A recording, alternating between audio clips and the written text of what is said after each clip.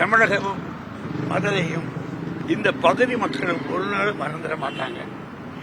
என்னன்னு மறக்காம இருக்கணும் அப்படின்னா, நேற்று நம்ம முதல்வர் இருந்தது சிலையை திறந்து வச்சது ஒரு பெருமையான காரியம், ஒரு மிகப்பெரிய வரலாறு, மிகப்பெரிய வரலாறு. அவர் இதோடு மட்டும் நின்றக்கூடாது. இந்த பகுதி இருக்கு பாருங்க, இங்க இருந்து சிறைச்சாலை வரைக்கும், இதுக்கு பேரு இப்ப புது சிறைச்சாலைன்னு இருக்கு, நியூ ஜெயிலூர் புது சிறைச்சாலை. இது இந்த சிறைச்சாலை போச்சு, இனிமே இப்ப இங்க இருக்காது, இடம் பார்த்த போறாங்க.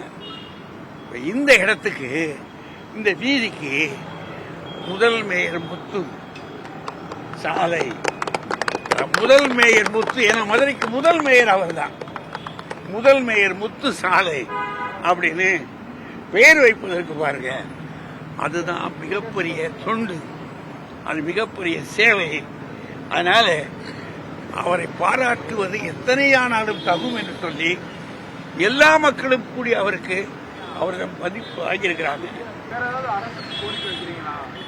இந்த சொன்னாருமே, இப்பதானே சொன்னேன் கோரிக்கை,